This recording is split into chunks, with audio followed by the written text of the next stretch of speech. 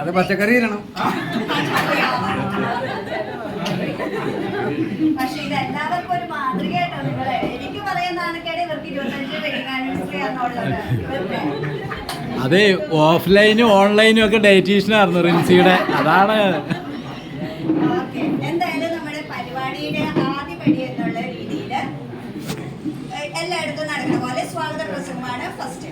അതിനായിട്ട് നമ്മുടെ എല്ലാം പ്രിയങ്കരനായ mister Jio Pius, come on, സ്വാഗത പ്രസംഗമാണ്.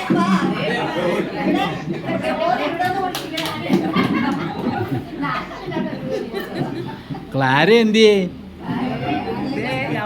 ഇങ്ങ് വാ അങ്ങോട്ട്. ഇത് അവിടെ ഇരിക്കേ പോയി. ക്ലാര ഇങ്ങ് വാ. എന്നാ ഇത് ഈ കസേരയായിട്ട് ഇതേ മേഴ്സി ആൻറ്റിയുടെ അടുത്തിരുന്നോ. അവിടെ ഇരിക്കാം, അവിടെ മേഴ്സി ആൻറ്റിയുടെ അടുത്ത്.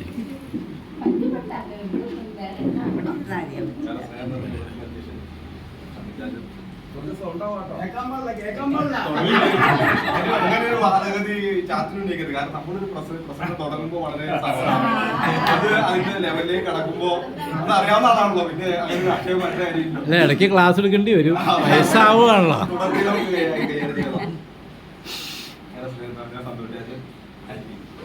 ഇവിടെ ചേച്ചി സൂചിപ്പിച്ചതുപോലെ ഇപ്പോ ഇതിനോട് നമ്മൾ സാധനം ചെയ്ത് കഴിഞ്ഞു. സാധാരണ ഈ വാദഗതികളോട് ഞാൻ തർക്കശാസ്ത്രപരമായിട്ടാണ് ഞങ്ങൾ നേരിടാറുള്ളത്. പക്ഷേ ഇന്ന് ദിവസത്തിന്റെ പ്രത്യേകതയെ പരിഗണിച്ച് ഞാനതിന് സ്വാഗതം ചെയ്യാം. ഇവിടെ സൂചിപ്പിച്ചതുപോലെ മാർച്ച് മാസം 26-നാണ് ഇവരുടെ വിവാഹ വാർഷികം. വർഷമൊന്നും വെളിപ്പെടുത്തുന്ന പ്രത്യേക നിർദ്ദേശമുണ്ട്. കല്യാണം കഴിച്ച് എത്ര വർഷമായതെന്ന് സ്വാഭാവികമായിട്ട് അറിയാം. അപ്പൊ അത്തരം കാര്യങ്ങളെ സംബന്ധിച്ച് കർശനമായ നിർദ്ദേശങ്ങൾ ഉള്ളതുകൊണ്ട് എനിക്ക് തന്നിട്ടുള്ള ആ ഒരു ഇത് നിന്നുകൊണ്ടാണ് സംസാരിക്കാൻ ഉദ്ദേശിക്കുന്നത്. ഇപ്പൊ ചാച്ചനെ സംബന്ധിച്ച് അല്ലെങ്കിൽ ആന്റിയെ സംബന്ധിച്ച് പ്രത്യേകം എന്തെങ്കിലുമൊക്കെ പറഞ്ഞ് ആശംസ നേരണം എന്നുള്ളത് ഞാൻ കരുതുന്നില്ല. കാരണം അതിവിടെ ഇരിക്കുന്ന ബഹുഭൂരിപക്ഷം വരുന്ന ആളുകൾക്കും വളരെ കൃത്യമായിട്ടാണ്. പക്ഷെ ഞങ്ങളെ സംബന്ധിച്ചിടത്തോളം ചാച്ചൻ എന്നുള്ളത് വ്യത്യസ്തങ്ങളായ റോളുകളാണ്. ഞങ്ങൾ യൂസ് ചെയ്ത കുട്ടികളാണ്.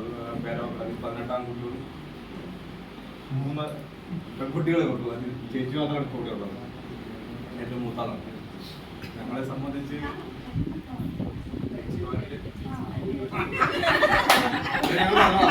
ഇല്ല, ഏറ്റവും ഇളയത് പ്രയാസമുള്ള. പക്ഷെ അത് ആഗ്രഹിച്ചല്ല. അപ്പൊ അതങ്ങനെ നിൽക്കട്ടെ. അപ്പൊ ചേച്ചിമാരിൽ ഏറ്റവും മൂത്ത ചേച്ചിയാണ്. ബാക്കി 2 പേരുണ്ട്. ചേട്ടന്മാരിൽ ഏറ്റവും മൂത്ത ശിവചാണ്. പറയാതെ മികച്ച ചേച്ചിയൊരു മുന്നോട്ട് പോകുന്നു പറയുന്നത്. ഞങ്ങളെ സംബന്ധിച്ചിടത്തോളം ഞങ്ങളുടെ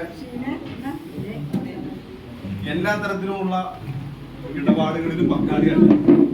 അത് ഞങ്ങൾ കാണിക്കുന്ന ഞങ്ങളെ ആൺകുട്ടികളുണ്ട്, 3 പെൺകുട്ടികളുണ്ട്.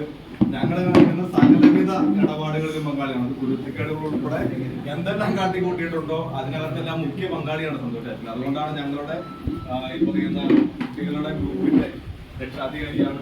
ഞങ്ങളുടെ നടത്തിക്കൊണ്ടിരിക്കുന്ന പ്രവർത്തനങ്ങളിൽ പങ്കാളിയാണ്. യഥാർത്ഥ പ്രായം വെളിപ്പെടുത്താത്തതുകൊണ്ട് മാത്രം ഞങ്ങൾ അതിനകത്ത് ഇപ്പോഴും കൊണ്ടു നടന്നുകൊണ്ട് മുമ്പോട്ട് പോവുകയാണ്. അതിനെ സംബന്ധിച്ചൊരു ചർച്ചയില്ല ഞങ്ങൾ നടത്തിക്കൊണ്ടിരിക്കുന്നുണ്ട്. കാരണം പ്രായം കണ്ടെത്താനുള്ള ഒരു ഇടപെടൽ ഞങ്ങൾ തുടർച്ചയിൽ നടത്തിക്കൊണ്ടിരിക്കുന്നുണ്ട്. അത് വെളിപ്പെടുന്ന പക്ഷം ഞങ്ങളുടെ ഗ്രൂപ്പിൽ നിന്ന് സ്ഥാനത്ത് എത്തിയേക്കാം. പക്ഷെ ഇപ്പൊ തൽക്കാലം ഞങ്ങളുടെ ഗ്രൂപ്പിന്റെ രക്ഷാധികാരിയാണ്. ഞങ്ങൾ നടത്തുന്ന പ്രവർത്തനങ്ങളിൽ ഞങ്ങളുടെ കൂടിച്ചേരലുകളിൽ മറ്റാർക്ക് ലഭിക്കാത്ത, ഇപ്പോ 10 മക്കളാണുള്ളത്. അതിൽ 9 പേര് ആന്റിമാരെയും ചാച്ചമാരെയും എല്ലാവരെയും മാറ്റി നിർത്തിയാലും അതിൽ മറ്റാർക്ക് ലഭിക്കാത്ത ഒരു സ്ഥാനം സ്വാഭാവികമായിട്ടും സന്തോഷാച്ചൻ ഉണ്ടാകാറുണ്ട്. സന്തോഷാച്ചൻ അത്തരം വേദികളിൽ പ്രധാനിയാണ്.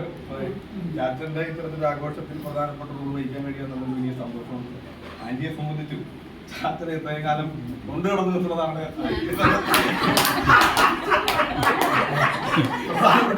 ഭാഗ്യം സഹിച്ചായിരുന്നു.